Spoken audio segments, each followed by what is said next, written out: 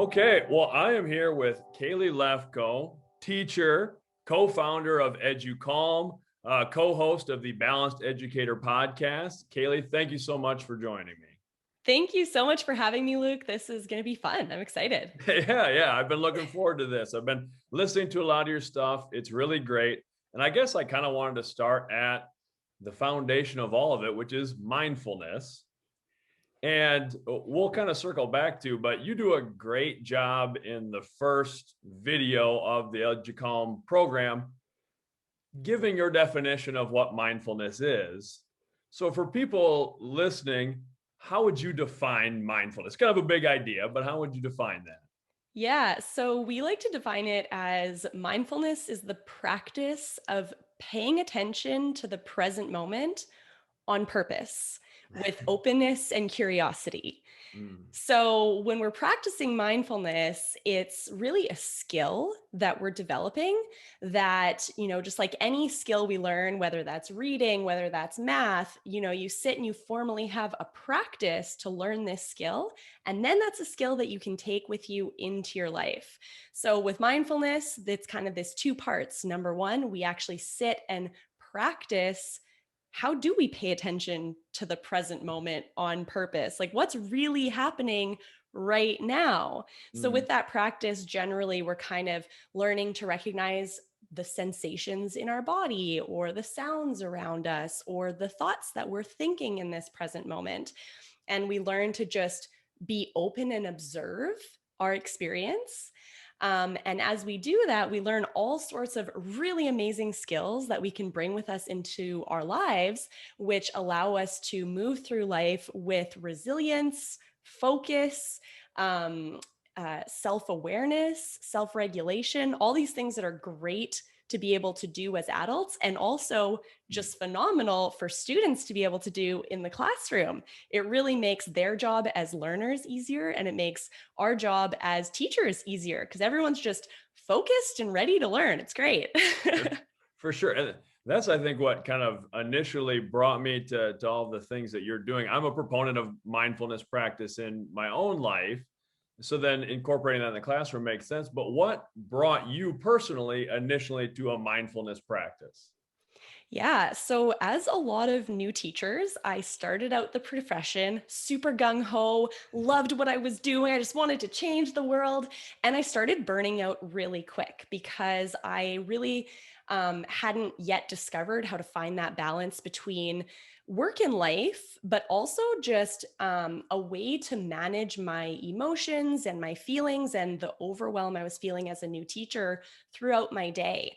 So I was dealing with a lot of stress and recognized, I love this career of teaching, but if I don't do something to learn how to manage this stress and emotions that I'm feeling, I'm not going to last long. And that just wasn't okay for me. I love teaching. I wanted to stay in it. So I started kind of trying out different techniques to manage the stress, practiced yoga, really liked that. But the part of yoga that I liked the most was actually the mindfulness aspect, where we're paying attention to how we're feeling and noticing our reactivity to certain situations. And I loved that piece. So I got my yoga teacher training and really got into mindfulness practice. So just this daily practice where I sit in silence and listen to a guided teacher that guides me through the mindfulness practice.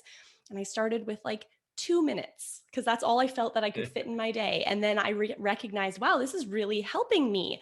Like I feel good after this. It's really helping me to have smoother days, to be more focused, to manage my emotions, my stress. So I started building on that practice, building on it. And then, as we do a lot in education, we learn a life skill and we're like, why didn't I learn this in school? Like this would have been so useful to me as a kid, as a teenager, as a young adult. And in my career. So, next step was, how do I start teaching this to my students? So at the time I was teaching in middle school. And when I first started out, I made tons of mistakes. I learned what not to do in just that practice of trying it out and seeing what worked. Mm. And over time, I kind of developed this structure that I was really starting to see results for my students. Mm. And it's funny, the structure was to keep it really simple. It was, instead of to try to do these long mindfulness exercises or go in depth with these lessons, it was just to practice mindfulness for 2 to 5 minutes a day and think of it as a skill that we're building on each day. So it wasn't like a way to fix all the problems in my classroom in the next 2 minutes. It was a way to build skills that allowed a lot of problems to resolve themselves throughout the school year, and for me to be able to see huge transformations in my students throughout the school year. So yeah, that's kind of how it started for me. And then the next step was I really started making this a routine, and I started having my colleagues be like, what's going on? What's your magic? Like, why is it so great in your classroom? Why are your students so calm? Why are they so great? And I was like, oh, easy. Just do 5 minutes of mindfulness. And of course, most teachers were like, what's that? I don't feel comfortable doing that myself. And so then I recognized that it would be great to have a tool that allowed teachers to do this in their classroom without having to be the expert first. Because I was like obsessed with mindfulness. I did my training, I read all about it, I listened to all the podcasts, I practiced for hours a day because I was just like, I wanted to soak it all in. It was so interesting to me. And I have a biology background. So like the biology and psychology of this practice was just so interesting to me. So I partnered with my best friend and colleague, and we decided to make a program that makes it really easy for teachers to just bring this into their classroom and have it part of the routine so they can learn with their students. So that's how we started Educalme. For sure. And I do think Educalme is something that anybody could implement without any previous background in any mindfulness practices. So I think that's great. And we'll talk more about that. But how did you kind of get some of that buy-in from the other teachers? But what was your students' initial reaction as well? Like the first time you're like, hey, we're going to dedicate some time to being mindful. Was there any pushback or just tentativeness? You know what? It's so funny. That's one of the first questions that teachers ask. Like, well, will kids actually like this? And it's really funny because they do. Kids latch Yeah. onto this really quickly at all ages. So the Educom program is for kindergarten all the way to grade 12. I've personally taught mindfulness in grade 6 all the way till grade 12. And in every grade, like most of the kids dive right in. And then, of course, just like anything you do in the classroom, you're going to have a couple kids that are like too cool for school and they're like, I don't know about this. And it takes them a while to warm up to it. Right. But the approach that I always take in how I talk about mindfulness, and really that's kind of led me to shift how I approach anything I teach in the classroom, which is to think like, how do I present this in a way that makes the students understand how it's important for them? So like, this isn't about me. I'm not doing this mindfulness practice with you because it's like for my own self gain. I want to give you as a student tools that are going to help you to manage your mental health, to resolve conflicts with friends, to just have the chance to have quiet in your day. 5 minutes where you don't have to think, you don't have to do school, you don't have to do chores, you don't have to, you just get to do nothing for Yeah. 5 minutes every day. And that's usually a good way to explain it. So they're like, okay, yeah, I'm okay with doing nothing for 5 minutes. That's great. So yeah, if you're thinking about it in the sense of like, how is this going to be important to your students at the age that they're at? So of course, we're going to explain it different to a kindergarten student than we would explain it to a grade 12 student. But always coming at it from the angle of how it can help them in their real life. Sure. Um, Yeah. so yeah. And these days also with like mental health is so front and center, at least in kind of where I teach, we talk about mental health a lot. So as soon as you kind of use that word with students, this is something that we do for our mental health. They're like, okay, yeah, let's do it. They're just like Right. on board. Yeah, no, and I agree. I think students, that's more open, it's more welcomed, especially the current generation. There's less Hmm. stigma around those things. So I found that as well. Like my students want to talk about those things. And have you found that now students come in and they're kind of excited about it? Like they expect to do that thing first before they get on to the academic side of things?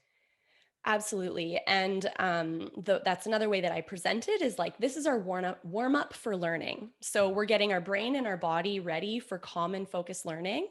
And so my students really see it. I teach in high school now. So my students really see it as this opportunity that they get to come into class and just have 5 minutes of calm where they're not looking at their phones. They're not having to like socialize. They're not having to dive right into math.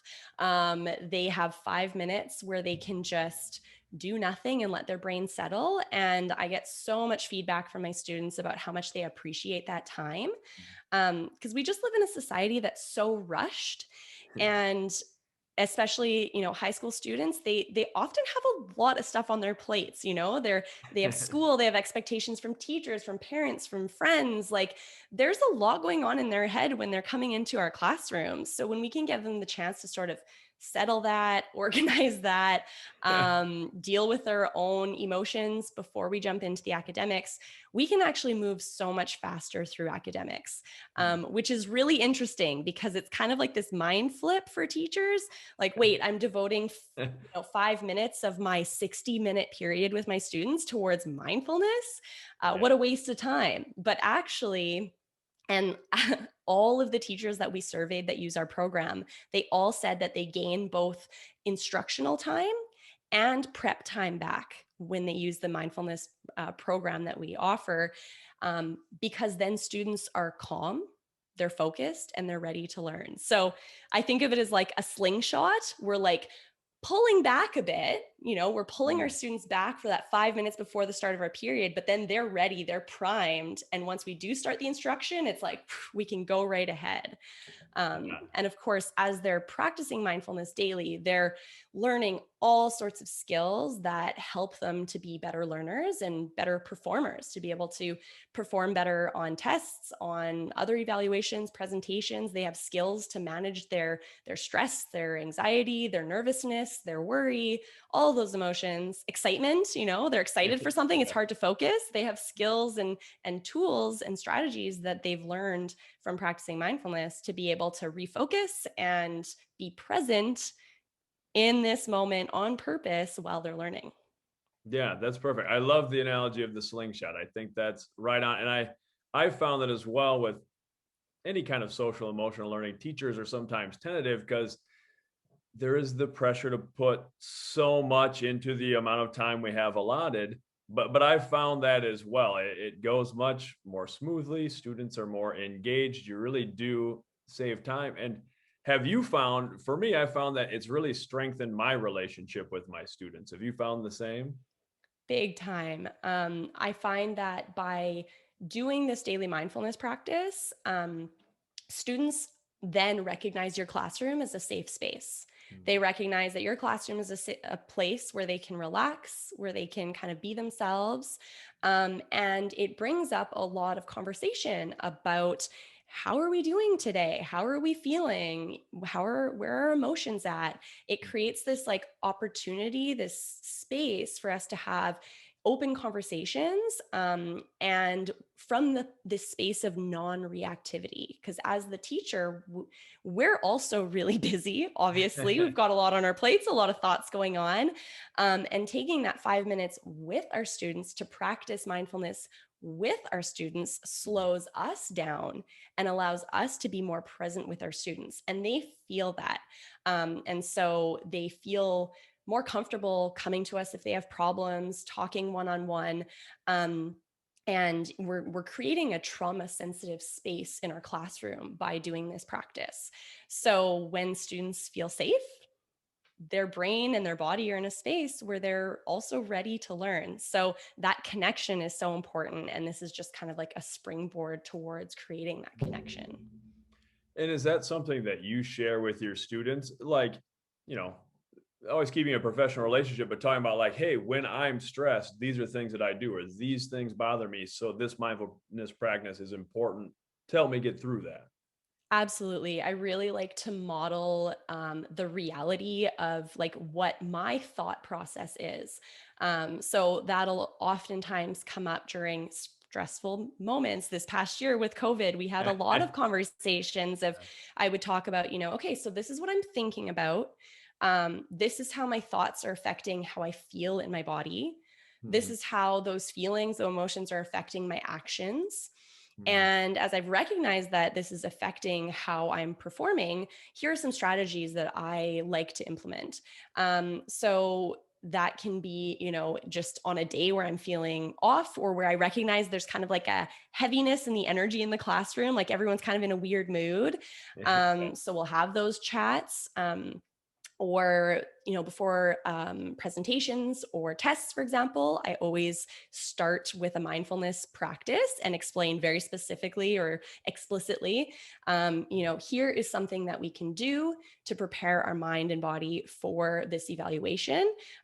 Here's why it works, biologically speaking. When we are lowering our stress response, we are allowing our brain to function at its best. So this breathing strategy that we're doing is allowing our body to get out of the fight and flight state and back into the rest and restore state where everything's working well together and we're performing at our best. But another thing that I really specifically do is kind of our routine in the classroom is students come in, they sit down, we start straight off with the mindfulness practice. So I just have, I have Educalme classroom open up on my computer. It's up on the smart board. And I'll say, okay, everyone put away your phones, remove all distractions. Let's get our brains ready for calm and focused learning. I kind of have this like script that I say every time. It's kind of the cue of like, okay, we're getting started, put everything away. Then I start the audio, we listen together. And then once the audio is done, so the audio takes 5 minutes. Once it's done, I'll do kind of a sharing session with my students. Sometimes that'll take 2 minutes. People don't have much to say today. Sometimes it'll take 10 minutes because there was a lot on their minds. But I find that by taking the time to have a discussion after the practice, I can see and gauge where my students are at emotionally, what's on their mind. And that helps me to teach better, because if I want to start my math lesson and they're all stressed about the new COVID restrictions and that's all they can think about, well, we're going to get nowhere with math if we don't address that first. Yeah. So my kind of go-to question after the mindfulness practice is just, what did you notice today? Mm. Very open. So it might be, oh, I noticed that it was really hard for me to focus. I noticed that I was really fidgety today. I noticed that I'm really tired today. I noticed that I feel so much more calm after we did that practice. And there's no right and wrong answer. I just say, thank you for sharing. And then sometimes someone will say something that I'm like, oh, okay, I can springboard off of this. And we'll chat a little bit about, like, if someone will say, I was feeling really stressed this morning, and now after doing this practice, I'm feeling a lot more calm. If we have time for it, I might be like, oh, okay, yeah, that's great. This is why mindfulness helps to calm our body. And I'll give a quick little chat about the biology of it because it interests me. So just having that discussion just allows you to, like you said, make those connections, show our students that we're here for them as humans first, and then as learners next. And I can't tell you how many times I've started the class that way and my lesson plan changed because there was something on our mind, and it was so much richer after having listened to what they had to say. So yeah, that's kind of my routine: mindfulness, discussion, and then we get into the academics. Very good. And you hit on something that you brought up many times on the podcast: repetition and routine. I've heard that said a couple times. Josiane would be so happy to hear you say that, Mike. Yeah. So with that, what is the importance of that, of making it a regular practice? Yeah. So when we're learning something new, we're actually restructuring our brain.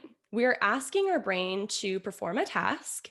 And the more that we do it, the stronger that wiring of our brain to be able to perform that task gets. So in neurology, they often use the neurons that fire together wire together. So our brain is very efficient. And as soon as it sees, oh, you know what, I'm not using this connection anymore, then it breaks it. It uses that in a new space. So our brain is reflective of whatever we practice. So anything that we do repetitively, our brain wires for that. So when we're wanting to teach any new skill to our students, if we want that to become a strong skill, we have to repeat it over and over because it's telling the brain, this is important, strengthen this connection. Oh, we're doing it again, make it a little stronger. Oh, we're doing it again. Kate, let's make this a super highway. So that's really what we want to do when we're practicing mindfulness. And that's why we advocate for doing short practices daily rather than longer practices here and there. So making it a part of a routine not only creates the routine in our classroom that makes it run smoother. So we're doing a lot less classroom management because they know what the expectations are. They know what's coming. They're prepped for it. They feel safe knowing that when they come into the classroom, they know what they're starting with. It removes that anxiety of like, what's going to happen in class today? They know what they're starting with. So when we make the routine, it makes our job easier to transition into these things. And then that repetition allows our students to wire their brain for calm, focus, self-regulation, all the things that allow them to be good learners and, self-aware, great humans in life. And the studies show that our brain literally changes when we are practicing mindfulness. We reduce the amygdala activation, so the kind of center for fear and kind of that stress response gets lowered when we practice mindfulness daily, when we practice it as a routine. Our memory gets stronger, our ability to use our prefrontal cortex gets stronger. So basically doing this mindfulness exercise, we call it a mindfulness practice because it's something we practice, we exercise our brain, we're strengthening our brain, we're growing our brain muscles by doing repetitions. Just as if you want to get stronger muscles in the gym, you're going to do lots of reps of that specific exercise until the muscles grow. So very good. And repetition. There you go. That's right. I've heard it on the podcast. I'm on Yeah. So with that, and I appreciate you coming from a science background, sort of the explanations that you give, and something that you've brought up on the podcast as an interest is the mind-body connection. How there is that link. With the mindfulness practices that you've done, do you see, I think sometimes we do things like I see a physical impact on my students. They sit taller, they walk with their head a little higher, those sorts of things. Have you seen that, or do you do things the other way too, where you're doing some physical things, get up moving to tap into that? Yeah. So I love that you said this mind-body connection. I think one thing that I really learned a lot in my kind of training in yoga, in mindfulness, in different styles of meditation, we in the kind of Western world have this thought that our mind and body are separate. And for myself, I did a science degree, I did a biology degree. Everything gets so separated when we're studying the science of the body. We think of all of our organs as different things. We think of our systems as different things. And so we're kind of trained into thinking that our body is like a collection of different parts that aren't always talking together.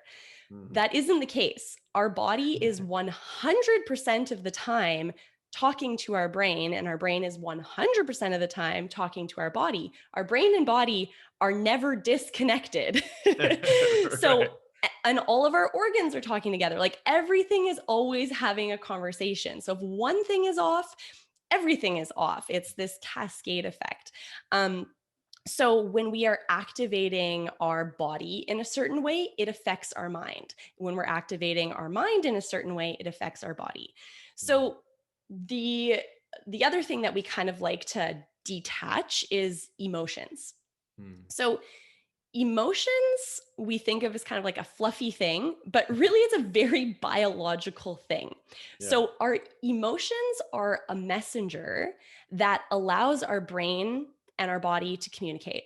So when we're having a thought about something, so say you wake up in the morning and you're going to have one of those days. You have a million things on your to-do list. Report cards are due soon. You have three different parents that you have to contact. Oh, and I can't forget to do this. And oh, and I can't remember at lunch that I have this thing. And you wake up and your brain starts going.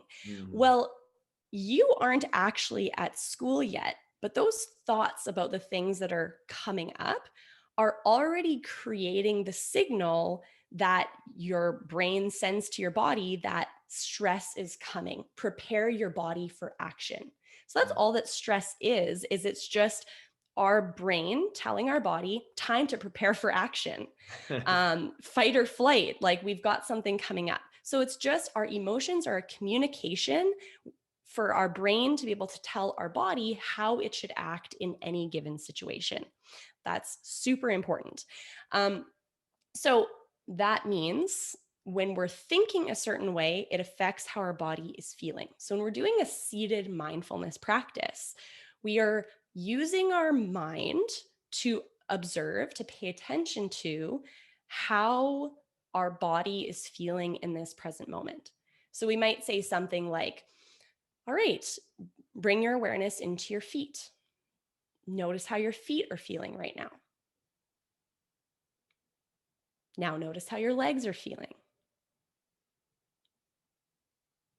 Pay attention to how your belly's feeling. Notice your heart beating. Relax your shoulders. Notice how your entire body is feeling now. And so as we practice using our mind to notice and focus on the present moment, what our body is feeling right now, not what we're thinking about later, but what we're feeling right now, that automatically gets our body into what's true right now. Not my worries about what might happen later or replaying that scene that just happened before, but what is actually really happening right now. So when we use our mind to do that, our body is like, oh yeah, everything's good right now. Like I'm sitting, I'm safe, all is well. There's no impending danger right now. Like all is good. So as we do that, our body relaxes because we're safe right now. Now, sometimes it can be really hard to focus our thoughts, especially when we're feeling a big emotion, because it's biological. The emotion is in our body. So we can also do the reverse and use our body to help calm our mind. So we can do something as simple as standing or sitting with our hands on our hips, with our spine nice and tall, chin up, relax the shoulders away from the ears. Literally just changing the way that you're sitting can affect how you think and your mind space. So doing something like, when you're feeling stressed and going for a walk, you feel better after that because you are physically digesting that stress that you were feeling. You're getting your body to kind of process those emotions. So in the Educalme program, we have a lot of seated practices where you're just sitting still, going through a guided practice of noticing certain things, imagining certain things. There's lots to choose from. We have a different practice for every day of the whole school year. So there's a lot there. And then we also have mindful movement videos. So where you're moving your body with the intention to help get your body to help trigger your mind to calm down. So it's really great to use these two types of practices so that students can really learn to notice how their thoughts affect their body, but also how moving or stretching or standing up versus sitting down, how that can affect their thoughts and their feelings. Like a lot of times when I'm podcasting, I actually stand up at my desk because it makes me feel more energetic. So if I'm starting to feel tired, I stand up and I feel more energetic. So that connection is constant. It's 100% of the time. It isn't a question of if it's happening. The mind body is always connected. So we can use each of them as a tool to affect the other. Very good. And you had kind of talked about, I think sometimes people are unfamiliar, come into the idea of mindfulness or social emotional learning, and they think it is a touchy feely thing, or we're just talking about emotions. But I've heard you talk about things like growth mindset and those sorts of things as well. And I think, to me, it's sort of the opposite. We're learning how to deal with emotions because there is stress. There are difficult situations. We want to prepare our students for that instead of avoiding those things. So how do you bring that into your mindfulness practice and the social emotional things that you do to help build that growth mindset?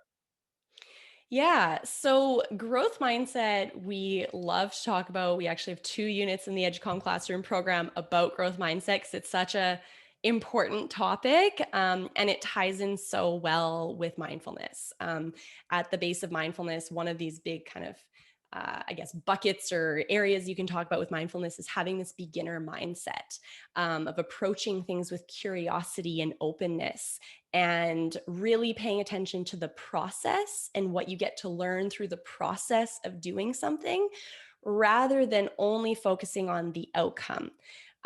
Because when we're just focusing on what we get at the end, um, we're rarely satisfied with that, right? It's Yeah. never quite what we thought it would be. Either we don't perform as well as we wanted to, or we perform well, but it doesn't give us the satisfaction we thought it would. So, this growth mindset piece is really about teaching our students that it's the process of learning that is important and not just the outcome. So that's really something that you kind of just intrinsically learn as you're practicing mindfulness, because mindfulness, there is no outcome. There's like no end point that you're striving for. It's not a sport that you're trying to be able to do that specific move. It's not, even with reading, there's always levels, there's grades. We're so trained to think of like moving on to the next thing. But with mindfulness, it's all about just experiencing whatever you're doing with openness and curiosity, and just seeing where that curiosity takes you. And that's something that I really hope to instill in my students. It's something I talk about a lot because even things like, what career do you want to have in life? I luckily always knew I wanted to be a teacher. It was like something that was very clear to me, but my path didn't lead me on this straight arrow to becoming a teacher. Like, I became a teacher and then discovered new passions and new curiosities. And then I followed those. And then I circled back to teaching again. It wasn't what I expected. And so with our students, the world is changing so fast. There's so many jobs that didn't exist before, and it's going to keep doing that. So what if instead of getting our students to aim for a specific outcome, we teach them to become aware of what they're curious about, what interests them, what excites them, and encourage them to enjoy the process of experiencing the things that they're doing, enjoy the process rather than just aiming for an outcome. The learning and the growth happens in the process. The outcome really means nothing. It's all the hours that you take to get there. So that's something that we like explicitly teach through 2 different units in the Educalme classroom program. But it's something that just kind of really gets sprinkled throughout this growth mindset idea. Different way of thinking. And so we touched on, kind of your experience with mindfulness and then that leading to creating Educalme or bringing it in your classroom. You have a ton of great resources in the Educalme program. How did that process go where you were deciding, okay, here's the specific things we actually wanted to do? You've built quite a big thing. How did that go? Well, first off, it was a burning passion for myself and Josiane, who's my best friend and business partner and co-host of the Balanced Educator Podcast. We both just had experiences through teaching that led us to becoming really passionate about improving the mental health of students and teachers, like both. We recognized that there was such a connection between teacher burnout, and like problems in the classroom, that it was something that really had to be addressed together. And we just, as we were getting more interested in practicing mindfulness in our classroom with our students before we even had the idea of starting Educalme, we just couldn't find resources that we liked. We couldn't find anything that like fit our style, fit kind of this routine that we wanted to create in the classroom, things that were ready to use. And also we both were in Canada. We teach in a French immersion school. So our students are English speakers that learn and only speak French at school. So we're learning in these both languages. So we needed something that was bilingual and that like literally didn't exist. So our process was seeing a need for ourselves and being like, well, if we have this need, there's definitely other teachers that have this need too. So we kind of started with this idea of, okay, well, what if we make like a ready to use resource that requires no prep, gives teachers everything they need so they don't have to be an expert first. So we started off with creating one unit, and then we realized like we wanted this to be something that teachers would be able to kind of log into the website and just be able to start their day with Educalme every day for the full school year. So we started off with I think we had 3 units, and we started selling those as like one-offs, and we sold them as like a digital file. I think we like emailed the digital file to our first customers, and luckily got great feedback. And so we kind of just like kept going, and we really made a big point of asking for a lot of feedback from the teachers using our program. So as we were asking that feedback, like really in-depth feedback, we really started seeing trends of like what teachers really appreciated, what they wanted more of. And that's really always been our process, figuring out what the teachers want, what we want for our own classrooms, making it, and then, yeah, and here we are now with a full program that lasts for the whole school year. We're always adding more content based on what teachers are asking for. And we just like love what we do so much. So it motivates us to keep going. At this point, Josiane and I both teach half time, and then we run the business half time. So, and luckily we're just really lucky. Her and I have like opposing strengths. So we really divide and conquer what we do in the business. And we're also very organized with our tasks. Like efficiency is top for us because as teachers, there's like a lot going on. So we've really created systems that allow us to teach, run a business that we love, and also like live a fulfilling personal life. That was really hard in the beginning, finding that balance, but we're there now. That's good. I'm glad to hear that. I'm glad that you said that you're in Canada, because that was my speculation when I was first went on the website. I'm like, why can this also be in French? You know, and I was like, okay, what's that all about? We're hoping to eventually to the podcast, and I'm hearing some of those long O's, you know, and I was like, all right, I'm connecting the dots. I think this is in Canada. A little bit of a Canadian accent. Sometimes we'll throw in a little bit of French when we're on the podcast too. Yeah, great. But yeah, you hit on a couple of things that I was kind of curious about. Is finding that balance, because that can be hard.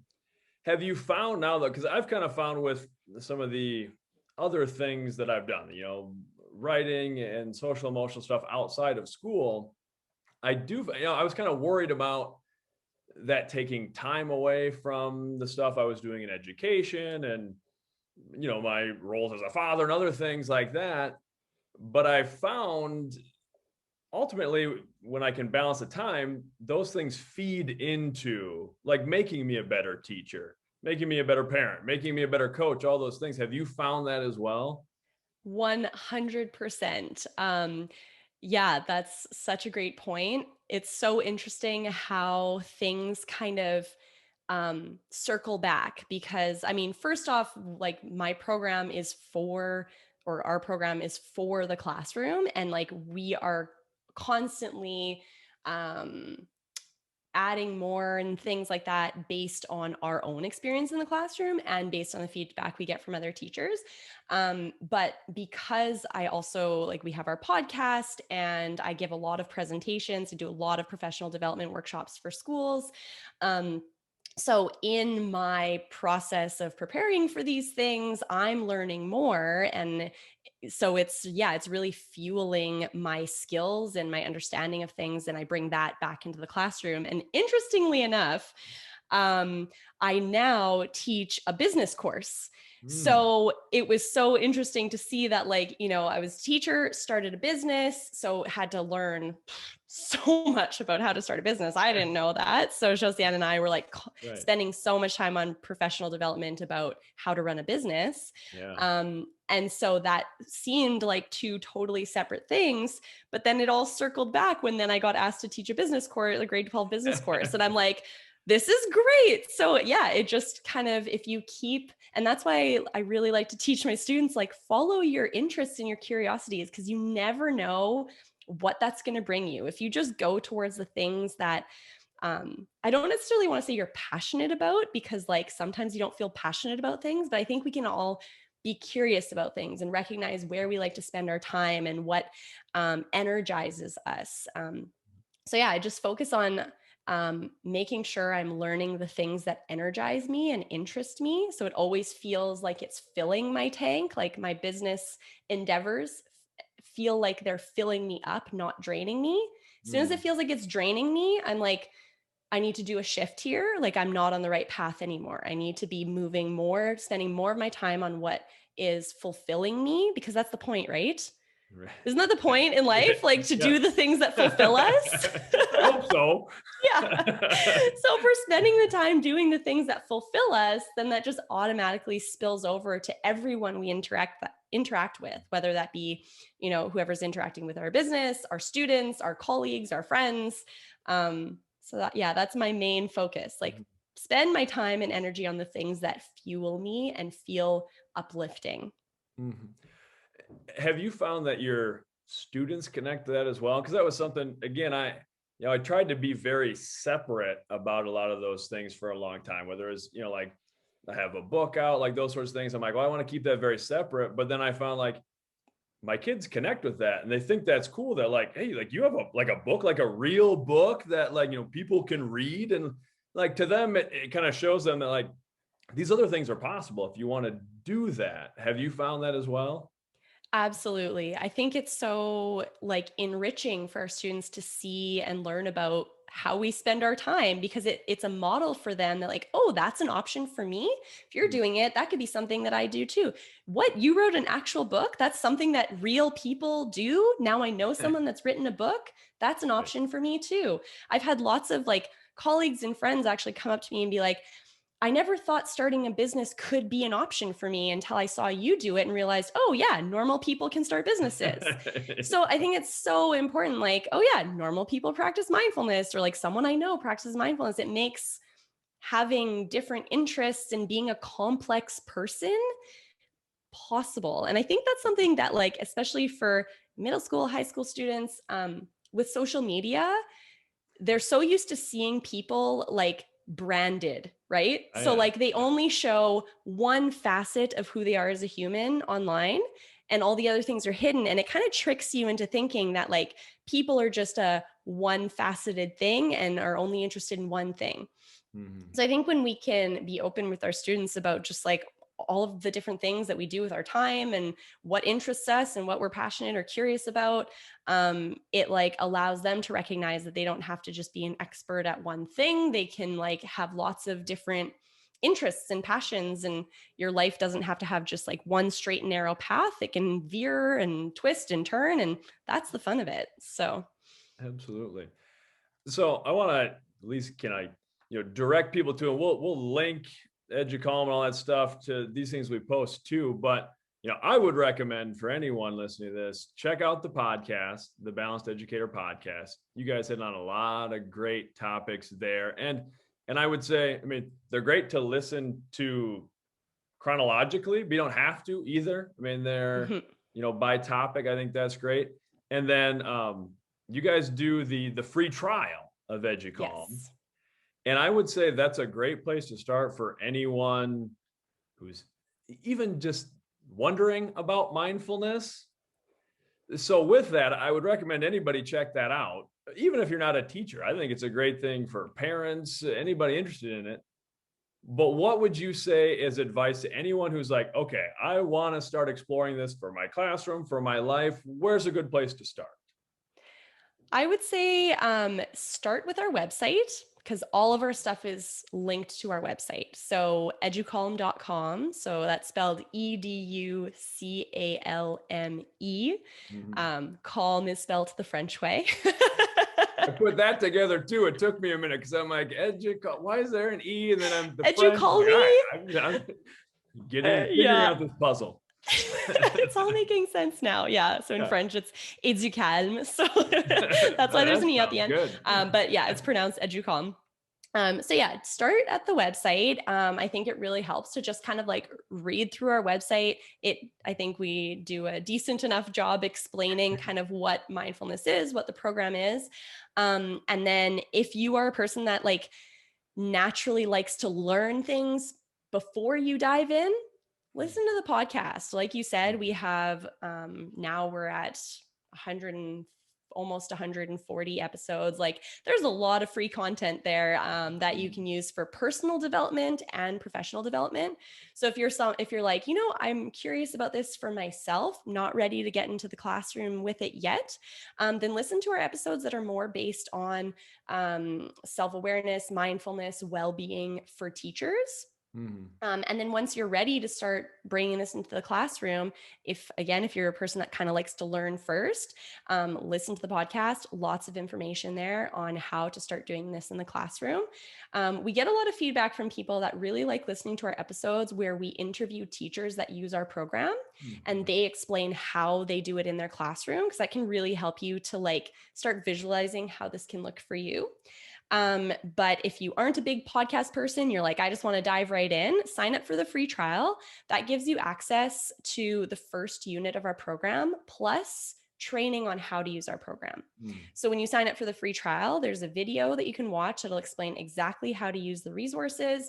There's basically like anything you could need to get started as a teacher, and then the resources to use with your students in the classroom. So you're going to get audios in there, which are kind of those, like I said, daily 5-minute audios that you listen to with your students. But then we also have lesson plans, student reflection booklets, activities, posters.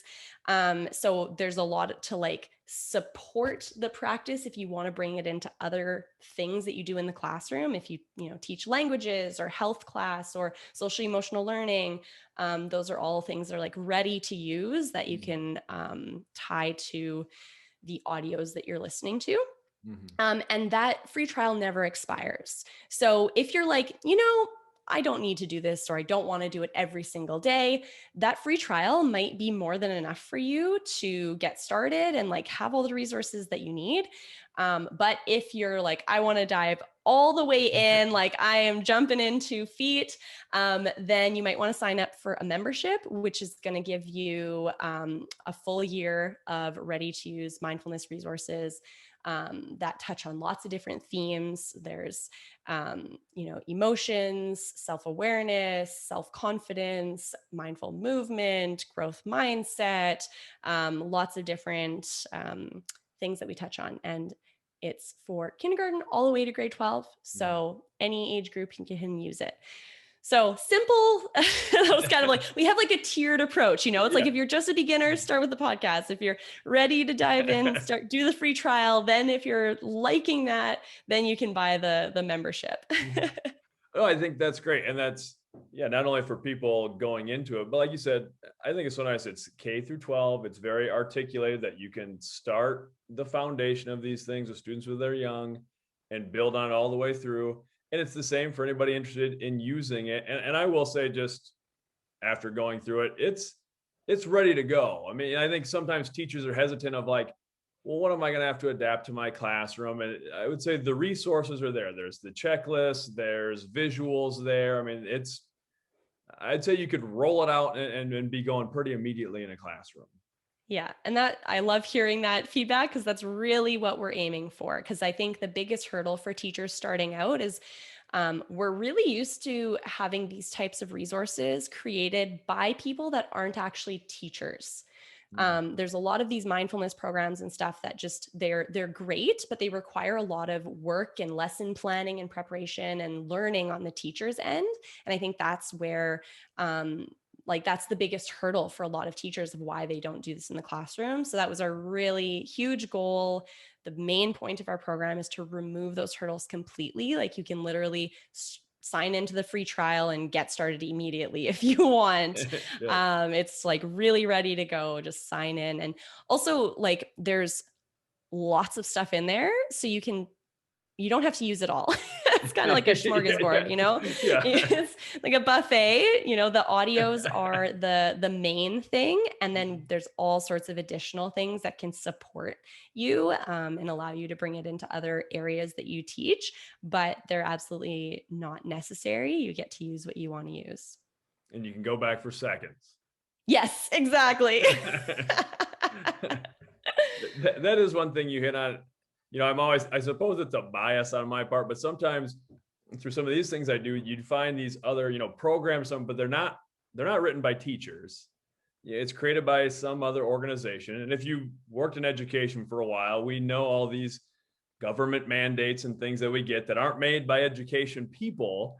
And I'm always kind of biased against it. They're like, well, you don't teach, your hand's not in the dirt. You don't know what's going on. So your program feels, you can tell it's created by teachers, it's for teachers and for students. I think that's evident. Where would you like to see Educalme go from here? That's a really good question.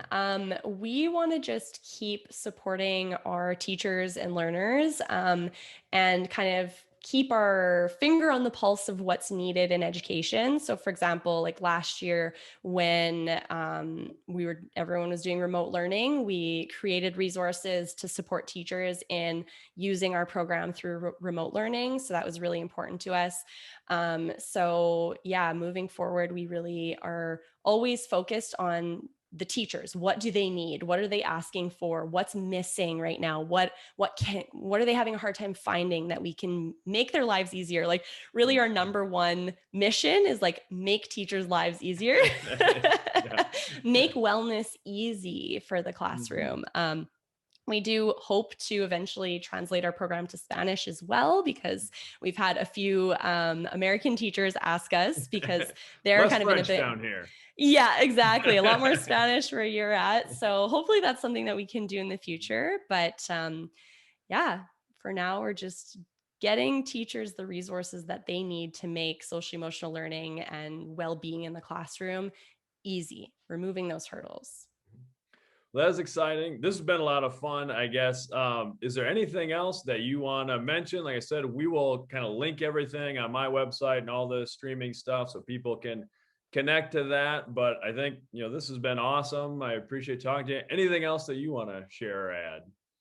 I think I would just say, like, if people have questions, don't hesitate to send us a message. Like, we are two teachers behind this program. I think sometimes, you see a website online, you're like, oh, this looks professional. There's probably like, this big team behind it. Like it's myself and Josiane right now. So when you send an email, we are the ones answering. So we love answering your questions. If you, sign up for the free trial and something for some reason isn't clear, or you just, have this burning question, just shoot us an email. We are there to answer. We are here to support you. We love coaching other teachers. So don't hesitate to connect with us. Yeah, and I can attest to that, as I think we maybe initially emailed you probably like 5-6 months ago. I'm always coaching, is kind of figuring out when schedules will work. So emailed back and forth several times. I can attest to that. But So, well, Kailey, thank you very much. This was awesome. I really appreciate all the information, and thank you. Thanks so much for having me.